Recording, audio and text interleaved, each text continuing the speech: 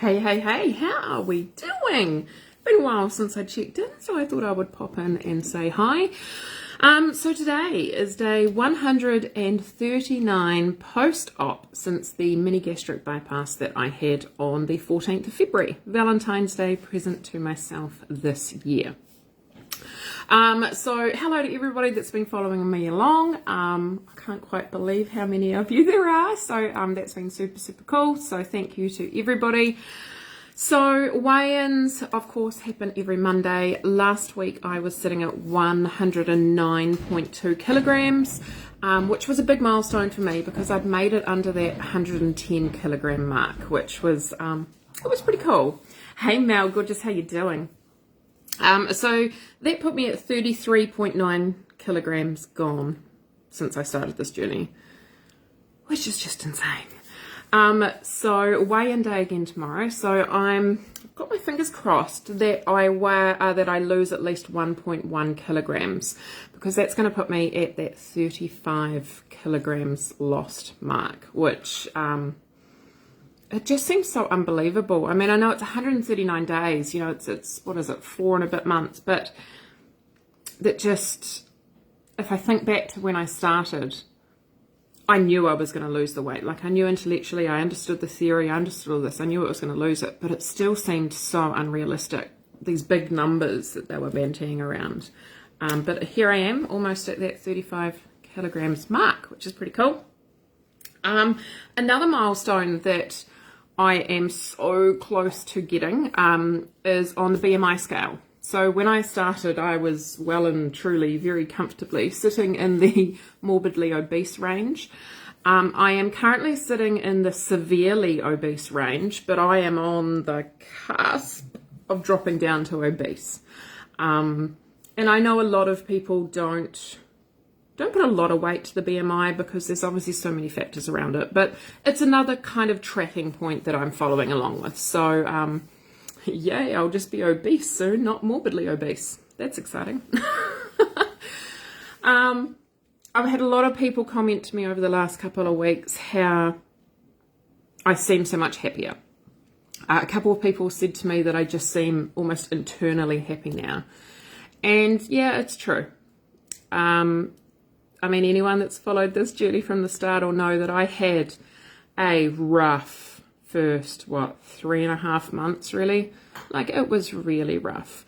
As a quick recap, surgery went, well, discharged home, and I never really felt like I got over the surgery. There was just this constant nausea. I was struggling to get back into what I would call normal foods.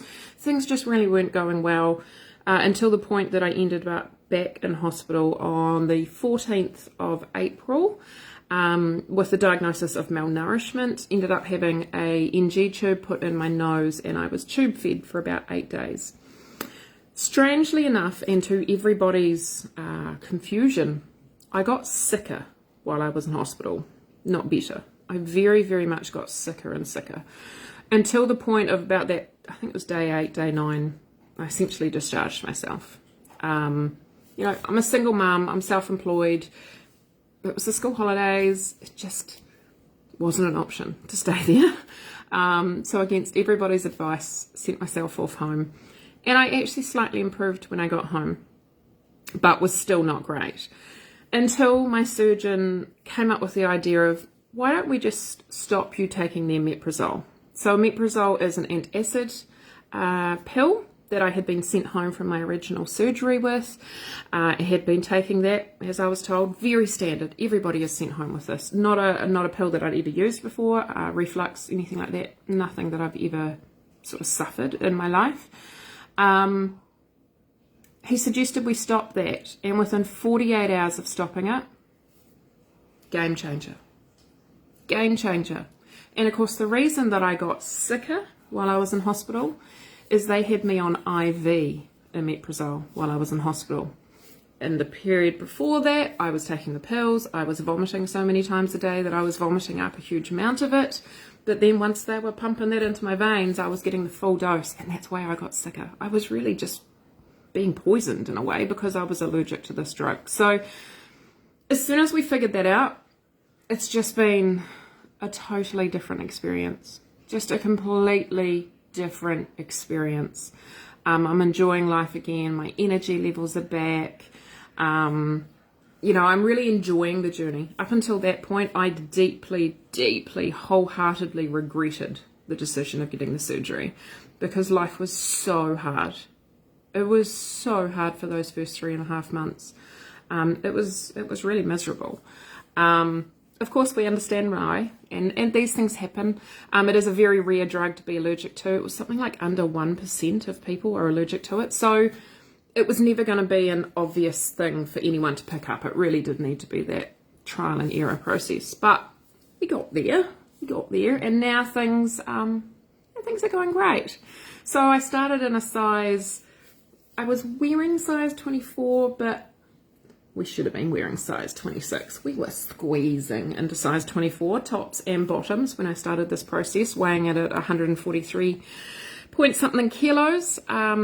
I am currently wearing size 16 tops and 18 pants, and I don't think it's going to be long until I'm down into the 16 pants. I'm back in mainstream, almost with the pants. I'm back in mainstream shops. Not that I've gone shopping and bought myself anything yet. You know, I know with this weight loss, there's been some weeks where I've been in a size for 1 week, 7 days, 10 days, and then I drop down a size. So I'm not buying stuff. I've been very lucky to be gifted a lot of clothing to help me work through my different sizes. But yeah, that's pretty exciting too. I guess for full disclosure, I mean, it's still not all unicorns and rainbows.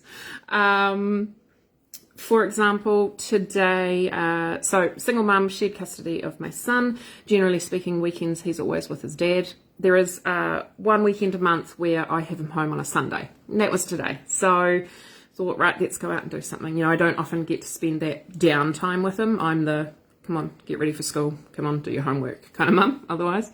So we headed out to the local mall, you know, did a bit of shopping, bought him some new school shoes, and then headed to the food court and had lunch.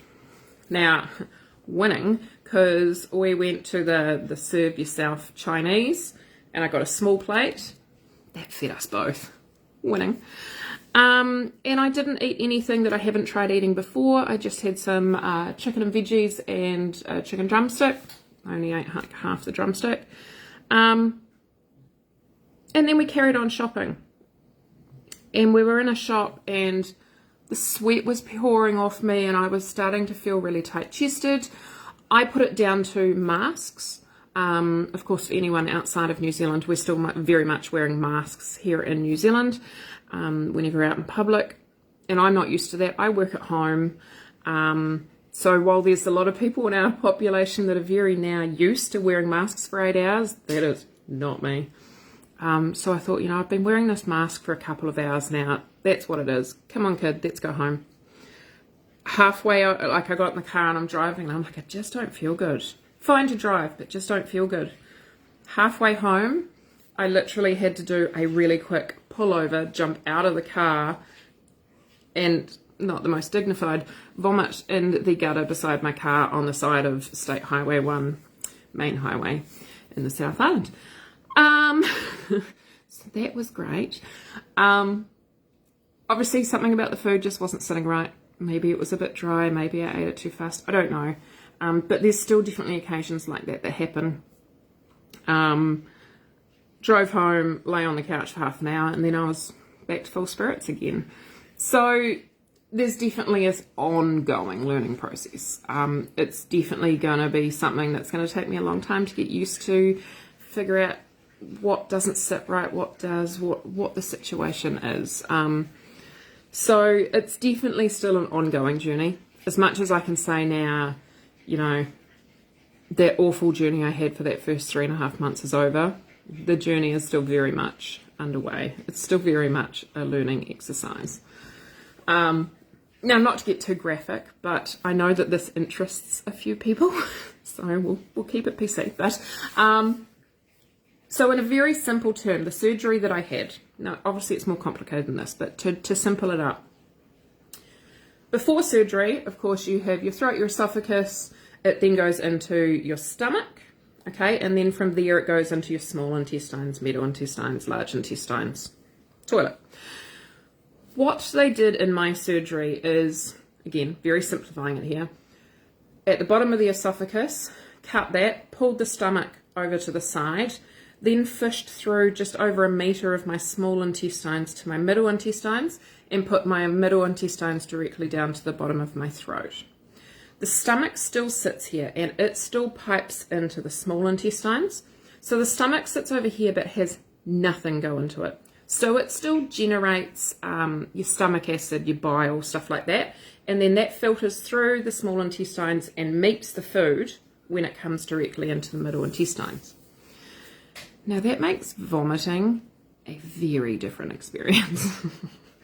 Because there's no stomach acid, there's none of that other stuff to come back up. It's a very odd experience. Again, I don't want to go too graphic, but normally when you vomit, it's more your bile, your green. It's kind of what you imagine your mushed up stomach contents to be. Mine literally just looks like chewed food covered in spit. Like, that's it. It's really weird. It's really quite bizarre. But it doesn't taste that bad, so that's fine. So that's just an interesting side effect. I thought I would let you know. There's some of that on the side of State Highway 1, about halfway between here and my nearest mall. But that's okay. These things happen. But yeah, that's my journey so far. So weigh-in day again tomorrow. First of the month just occurred too, so I have been a bit slack. I need to get my measurements. I've got a bestie that lives around the corner of me, my dear friend who has been doing my measurements for me. So I'll be catching up with her tomorrow and I will get my monthly measurements done. So I will update those and put those on as well. But yeah, the process is still underway. But overall, the journey's pretty good at the moment. My boy, my 8-year-old, actually said to me about a week ago that it feels different to cuddle me now. And I said, oh, really? Does it feel worse or better? And he's like, no, just different. Just different. I can cuddle more of you, but you're not as squishy. I thought, yeah, I'll take that from an 8-year-old. So there you go. Everything changes. So yeah, I will keep updating you. Obviously I'm not coming as live as much as often, as much as I was anymore, because we don't have those constant updates to give, but I'm still hanging around and I still honestly appreciate all of the support that I'm getting from everybody so much. Thank you, Samantha. I appreciate it. So yeah, I hope you're having an amazing Sunday afternoon. For those mamas in New Zealand out there, there's only 1 week of school left. And then they're on holiday again. How does that even happen? All right. Have a great Sunday night. And I will update you tomorrow with weigh-in. Thanks, Annette. Night, everyone.